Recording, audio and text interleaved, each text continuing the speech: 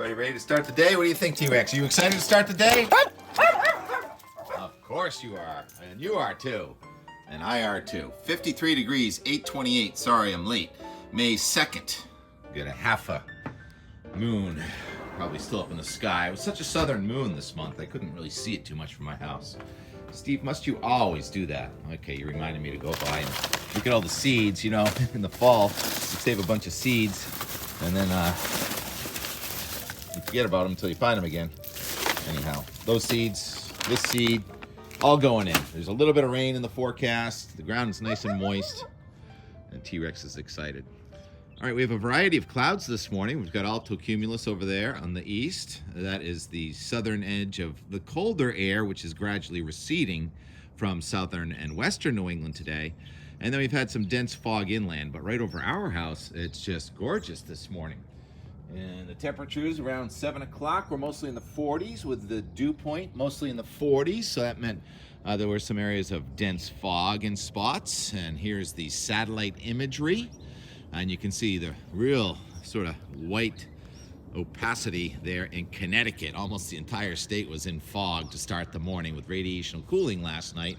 Temperature and dew point got down to the 40s. And then you have the thicker clouds to the north, and it's raining this morning in parts of Maine and New Hampshire. And that is the boundary between the cold air, which is trying to lift out for one day today, cold being cool, really, and the warmth that's been off to our south. So parts of New England are going to be in the 70s today, while other parts are cold and wet and in the 40s. It's that old boundary we've been watching that came north last night. So let's go right to the HRR, high resolution rapid refresh. That rain that's on the radar this morning is moving towards the east. Low pressure. Looks like it's been pretty consistent with the forecast here. That low, it's a weak one. It's about a 10-10 or so. And on the east and north side of it, it's cool and damp. And there it is going right over Boston this evening. And then right about 8 o'clock, there's going to be a wind shift in Boston. And all of a sudden, it's going to get cool with probably a low cloud and some rain and drizzle coming in. But that's right at sunset. I should know. Are the Red Sox playing at Fenway Park? I think they are. And it'd be just a little chilly and damp.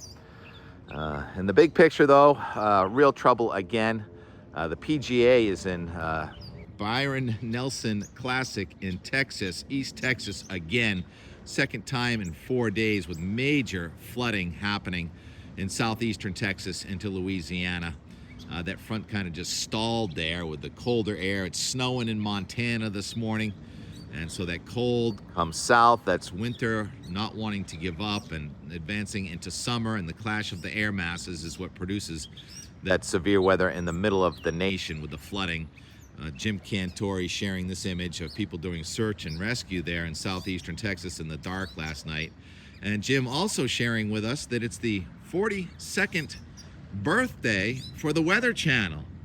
Oh, happy birthday, Weather Channel. It's changed so many times. It's now owned by Byron Allen. And they don't even own weather.com, which is interesting. Or I'm not sure. I think IBM still does, IBM being the weather company, so that's kind of confusing. So we were in college together, Jim Cantori and I, and he went right out of college in 1986, right to the Weather Channel. It was actually started by John Coleman and Joe DeLeo. Joe DeLeo was one of the professors that started the weather classes and TV station where we went to school at Linden State College. Moved it in from someplace in New Hampshire. I can't remember. Anyhow, off subject now, aren't we? The size of that crane working in Boston, and it's look at it. Looks, it can't be in Boston. It looks almost like it's as tall as the Prudential Tower, but Prudential Tower is 600 feet tall, and I don't think that's a 600-foot crane. Could you even see it? There it is. Sorry. All right, so those low clouds, sunshine and blue sky. What a divided day we have today. Let's go to the Sterling. Let's go get Rex from around whatever he's tied around. A rose bush. Could be worse, huh, Rex? There's a front stuck in the middle of the nation and only breaks off in pieces and comes over the top of the ridge, and we get these sort of leftover showers, and it does not look like a bad weekend, but it doesn't look like a nice weekend either. Sterling 3 to 5 day showing the temperature today popping up into the 70s, and then the temperature kind of sticks around 60. Now for tomorrow and Saturday with increasing clouds, or might stay just mostly cloudy. The red line is the temperature, the blue line is the dew point. Notice how they come together with fog each morning, and also an ocean layer is likely to come in from the east. So I show Sterling. If you were to show Boston, the temperature being about a few degrees cooler. And then on Sunday, look at that temperature only about 50 degrees with a lot of the low clouds coming in from the southeast and some showers, especially in the afternoon, but not a washout, just not a beautiful, gorgeous weekend. Not like this, not like today, I don't think. All right, now I want to go to the upper level flow. Ridging is when the air kind of comes up and goes over the top, almost looking like air going up and over a mountain. And that causes subsidence usually, and it usually makes for dry weather. But you have that trough in the middle of the country coming out of the Rockies. That's where the air comes down from the upper left down into the bottom of the trough and then goes up the other side on the west side of the ridge. So you have a trough, generally speaking, in the west and a ridge, generally speaking, in the east. But note, there's some troughing also to the east of New England. And then it gets kind of contorted. A little something comes through here Sunday, and then it looks like we're going to get some flow coming in from Canada, from eastern Canada, with another backdoor front next Wednesday into Thursday. And then on Friday, boy, is that contorted. Let's stop it on Friday at 2 o'clock in the afternoon. And I'll show you some of the details here. If you look at Canada, you can see the flow coming out of Hudson Bay, the flow turning to the south and then going west all the way to California, down around a southwestern trough, then coming back across the deep south. That'll be more heavy weather for the deep south. And here in the northeast, we also have air coming from Hudson Bay, Canada, with a cool shot coming at us. So that is a ginormous block in the atmosphere. And so the Hudson Bay air going to California and then across the Gulf of Mexico and meeting up with the other flow from Hudson Bay south of New England.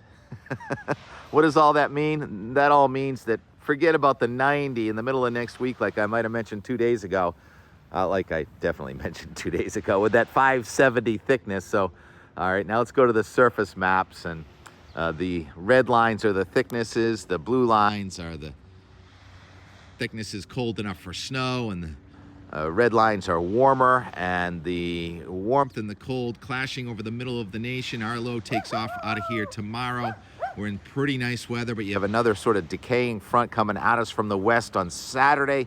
Probably a lot of clouds around, but mostly dry. And then Sunday, the front is coming in, and it's so different every time we show it. It looks like showers are likely on Sunday, and we're going to be on the cooler side with a flow mostly from the southeast off the ocean all the way into western New England. Then on Monday and Tuesday, even though it's technically a cold front, you see those blue lines in Canada, the wind will be from the west and the sun should come out, so it should warm up on Monday and Tuesday before the next front comes at us on Wednesday. And again, that 570 thickness line on the red line way far south of us, and we have a low pressure system below 1,000 millibars, or even a couple of them coming through here on Wednesday night, Thursday into Friday. T-Rex, please stop. That means some wet weather the second half of next week, and looks like we're going to be on the colder side of that flow there, more from the east and the north than from the south. Remember, circulation around low pressure is counterclockwise. So we may end up with an inch or two of rain off and on. No flooding for us over the next week to week and a half. Okay? And an analysis by the National Weather Service of that tremendous tornado that stalled over southwestern Oklahoma 2 days ago. Turns out the damage was about an EF1, which is tremendous. We showed it yesterday. Tucker showed that 260 mile an hour gate-to-gate shear.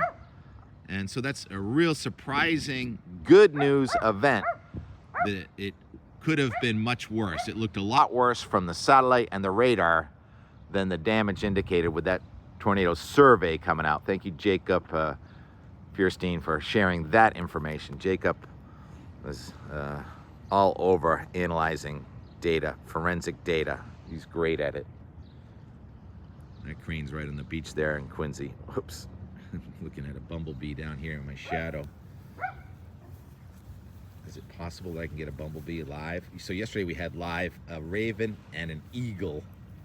And these bees, they live in the ground. So he's probably building He's got a hive down in there somewhere. He's hiding from me. But when I bring my mower over this edge, often I end up getting stung, usually by yellow jackets, which are not bees.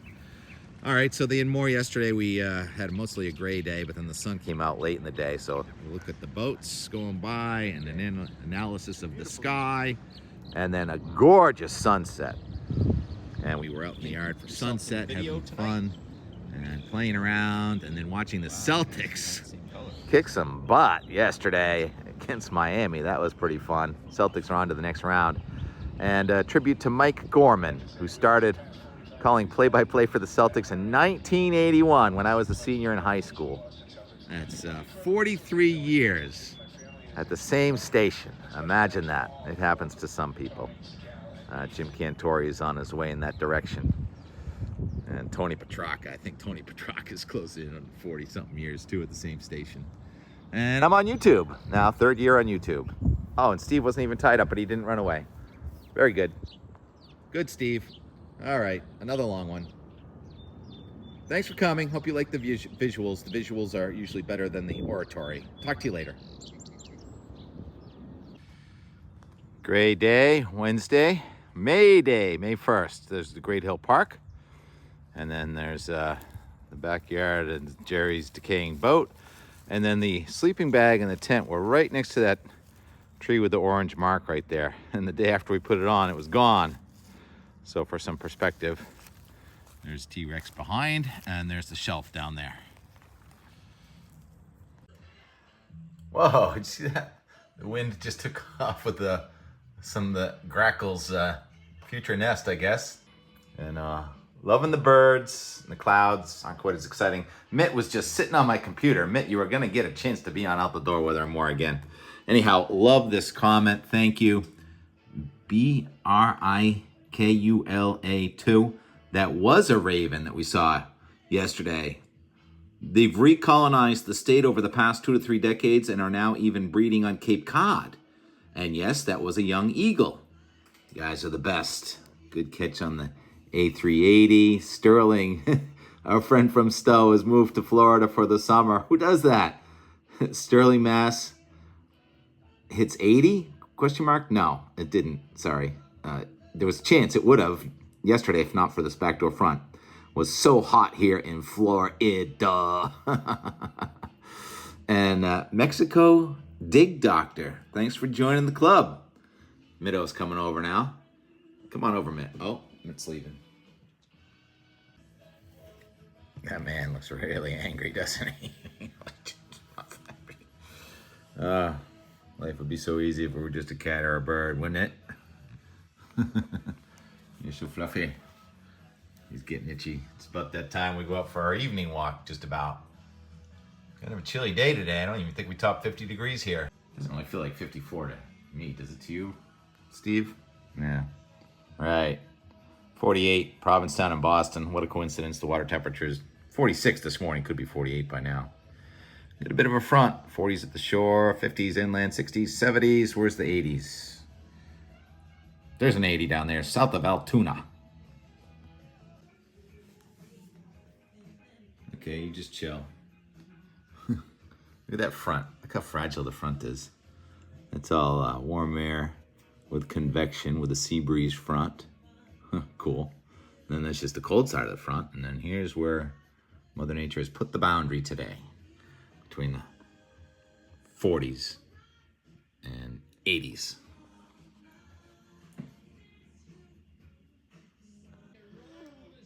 What are you reading there, Steve? Oh, yeah, Tornado Alley.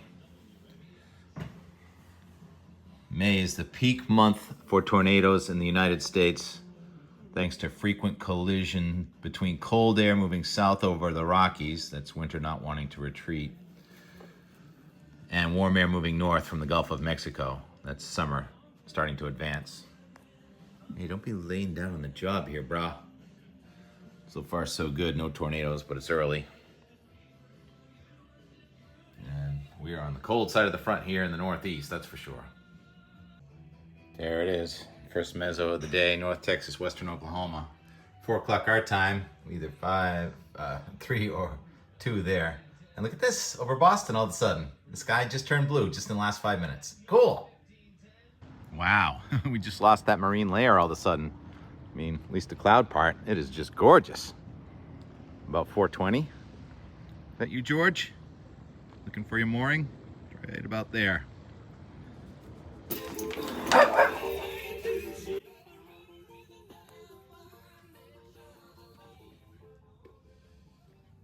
Wow. Most Improved Weather Day of the Year award. At least right here in Weymouth. I can't tell how far, I'm not looking at a satellite.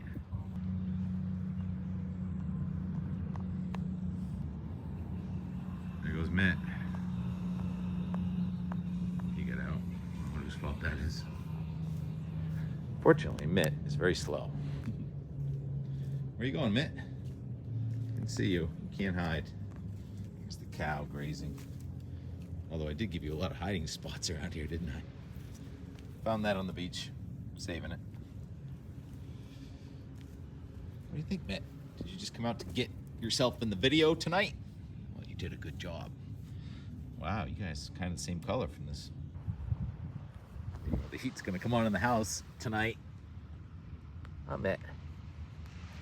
It's called the Dwarf Alberta Spruce. And look at the healthy buds. I think it's gonna be a great year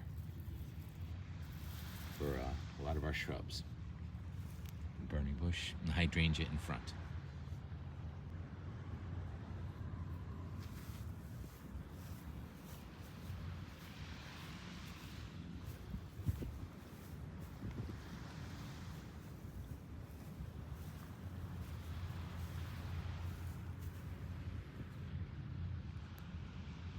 That's Steve's spot. Aww. Yeah. They're kind of distant cousins. I can see your breath, Rex. It's very close to saturation. Temperature's gone up. The dew point must have gone up too. What are your thoughts, Mitt?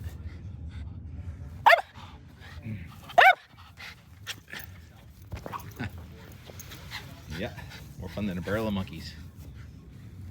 Is that enough for today?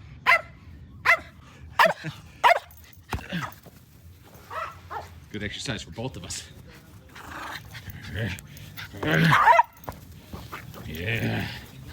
And more and more and more and more. I'm supposed to be mowing the lawn, exercising, moving the worm chow compost around, but instead, it's all fun and games here.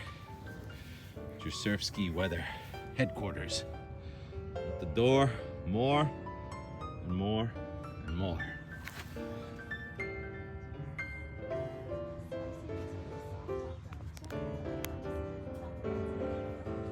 Until tomorrow, then.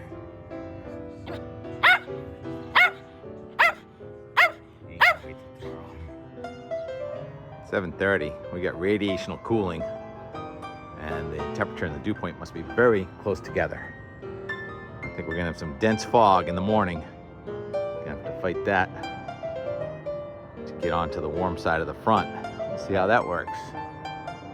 More and more and more. Can't stop. Don't stop.